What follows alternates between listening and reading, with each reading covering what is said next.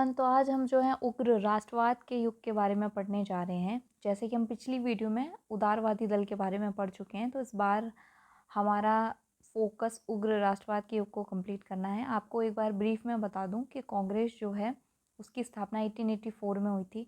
उसके बाद 1885 से 1905 तक उदारवादियों का नेतृत्व रहा कांग्रेस में, और उसके बाद 1905 से 1909 तक जो है उग्र राष्ट्रवादियों का प्रमुख रूप से बोलबाला रहा। तो उग्र राष्ट्रवाद और उदारवादी में क्या डिफरेंस है? तो उदारवादी जो थे वो अहिंसा के सिद्धांत पर काम करते थे और याचना की नीति, प्रार्थना की नीति पर काम करते थे। उनका कहना था कि यदि हम ब्रिटिश सरकार से प्रार्थना याचिका करेंगे विदाउट एनी हिंसा या संघर्ष, तो हम वो हमारी बातों को अच्छे से सुनेंगे। जबकि उग्र राष्ट्रवाद को देखें तो उग्र राष्ट्रवाद के जो लोग थे उनका मानना ये था कि स्वराज कब हमें मांगने से मिल ही नहीं सकता, जैसे ब्रिटिशर्स की नीति है, इसके लिए हमें संघर्ष ज़रूरी है। तो संघर्ष के द्वारा स्वतंत्रता प्राप्ति की जिस भावना का उदय हुआ उसी को उग्र राष्ट्रवाद का युग कहा जाता है। इसका टाइम पीरियड 1905 से 1909 तक है। अब हम देखें आखिर क्या रीजंस थे, बैकग्राउंड में कुछ रीजंस देखें कि क्या कारण थे जिसकी वजह से उग्र राष्ट्रवाद का उदय हुआ। तो 1896 से 1900 तक भयंकर दुर्भिक्ष हुए, जिसकी वजह से जो है 90 लाख से अधिक लोग मारे गए थे। और साउथ इंडिया, दक्षिण भारत में प्लेग की वजह से हज़ारों लोग मारे गए थे।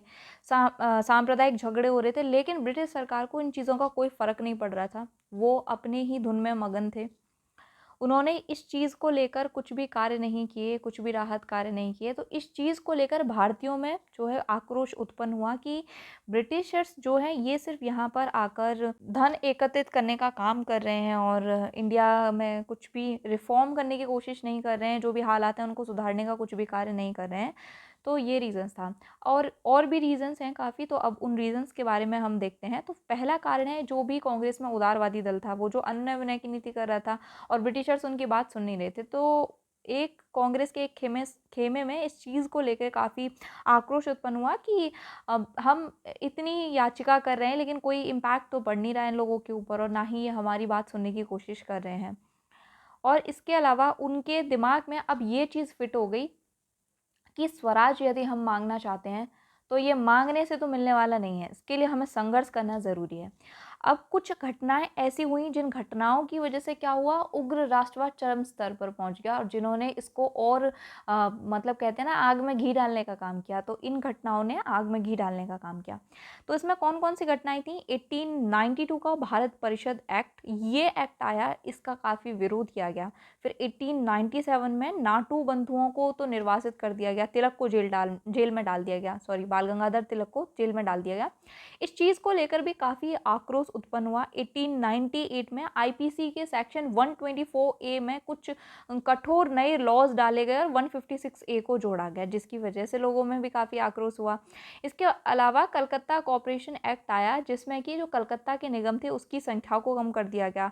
1904 में फिर ऑफिशियल सेक्रेटरीट एक्ट आया, जिसमें कि प्रेस की अभिव्यक्ति की जो स्वतंत्रता थी उस पर कंट्रोल लगा दिया गया। यानी कि एक तरीके से कहें तो प्रेस को जो है कंट्रोल करने की कोशिश करी गई इस एक्ट के द्वारा, ताकि ब्रिटिशर्स के प्रति जो वो उनकी असलियत को दिखा रहे थे उसको कहीं तक लगाम लगाई जा सके।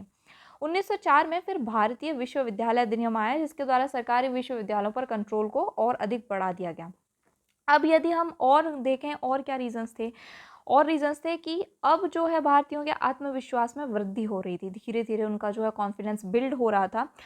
शिक्षा का व्यापक प्रसार हुआ, मतलब जब एजुकेशन का काफ़ी चारों ओर प्रसार हो रहा था, तो धीरे धीरे लोग शिक्षित होने लगे। और जब वो शिक्षित होंगे तो जाहिर सी बात है कि वो एक वर्क की डिमांड करेंगे, जॉब की डिमांड करेंगे, और ब्रिटिश सरकार उनको रोज़गार दे नहीं रही थी।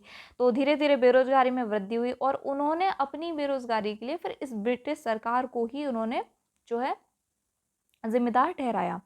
आगे घटनाएं हुई थी, अंतर्राष्ट्रीय घटनाओं का प्रभाव उन पर, मतलब काफ़ी सारी ऐसी इंटरनेशनल घटनाएं होती थी जिनका इम्पैक्ट भारत पर बहुत अच्छा पड़ रहा था, और धीरे धीरे उन पर जो है उग्र राष्ट्रवाद की प्रेरणा मिल रही थी। उन्हें उन्हें मिथ टूटे, इस चीज़ का मिथ ब्रेक डाउन हुआ कि ब्रिटिशर्स को कोई नहीं हरा सकता। ये चीज़ उनके दिमाग से बाहर निकली। जैसे कि इन घटनाओं में थी 1868 की, जापान जो है 1868 में एक औद्योगिक शक्ति के रूप में उभर के निकला।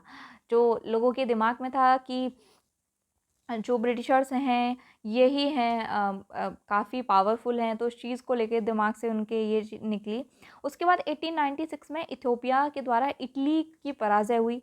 1899 में बोर वॉर हुआ जिसमें कि ब्रिटिशर्स को काफ़ी ज़्यादा हार का सामना करना पड़ा, काफ़ी नुकसान हुआ। 1905 में जापान द्वारा रशिया की पराजय। तो ये सभी घटनाएं थी जिनका इम्पैक्ट भारतीयों पर पड़ रहा था, और उन्हें जब ये चीज़ पता चली तो उनमें कॉन्फिडेंस बिल्ड हुआ और उन्हें लगा कि शायद हम भी इस चीज़ को कर सकते हैं और ऐसा नहीं है कि इन्हें हराया नहीं जा सकता। फिर अगली घटनाएं क्या हुई, बढ़ते पश्चिमीकरण के प्रति प्रतिक्रिया। अब धीरे धीरे वेस्टर्नाइजेशन इतना बढ़ रहा था भारत में कि लोगों को लगा कि कहीं ऐसा ना हो कि हमारे कल्चर को लेकर, हमारे कल्चर को ही दबा दिया जाए। तो उस चीज़ को लेकर स्वामी विवेकानंद और भी बहुत सारे लोग थे जिन्होंने जो है अपनी प्राचीन संस्कृतियों से जुड़े रहने के बारे में काफ़ी चीज़ें की। उसके बाद है उदारवादियों की उपलब्धियां के प्रति असंतोष। मतलब जो भी उदारवादी थे वो काफ़ी चीज़ें मतलब ट्राई करने की कोशिश कर रहे थे, लेकिन कुछ भी आउटकम निकल कर नहीं आ रहा था। तो धीरे-धीरे लोगों में वो असंतुष्ट होने लगे इनकी नीतियों से कि ये नीतियाँ तो काम करने वाली नहीं हैं अब कुछ और ही रास्ता खोजना पड़ेगा। उसके बाद है कर्ज़न की प्रतिक्रियावादी नीति। कर्ज़न की प्रतिक्रियावादी नीति मतलब 7 ईयर का जो कर्ज़न का टाइम पीरियड था इंडिया में, और उसको भूलों का टाइम पीरियड बोला जाता है। मतलब इतनी सारी मतलब काफ़ी सारे लॉज़ ऐसे निकल के आए जिसकी वजह से इतना आक्रोश उत्पन्न हुआ, जिनमें कि भारतीय विश्वविद्यालय अधिनियम, ऑफिशियल सेक्रेटरी अधिनियम और कलकत्ता कोऑपरेशन एक्ट एटसेट्रा ये सभी थे। इसके बाद प्रशिक्षित नेतृत्व का उद्भव होने लगा। धीरे धीरे जो है जब नेतृत्व एक शिक्षित हाथों में जाता है तो चीज़ें बेहतर तरीके से होती हैं। तो इस तरीके से हमने यहाँ पर जो है सारी चीज़ें देखी। उग्र राष्ट्रवाद की को लेके क्या बैकग्राउंड था, कारण क्या थे, कौन कौन सी घटनाएं थी जिसकी वजह से इसने आग में घी डालने का काम किया, और भी क्या क्या कारण थे जिसकी वजह से कांग्रेस के एक खेमे में उग्र राष्ट्रवाद का उत्पत्ति होने लगी। अब आगे आने वाली वीडियो में हम जो है स्वदेशी अवस्कार आंदोलन देखेंगे जो कि बंगाल डिवीज़न को लेकर स्टार्ट हुआ था।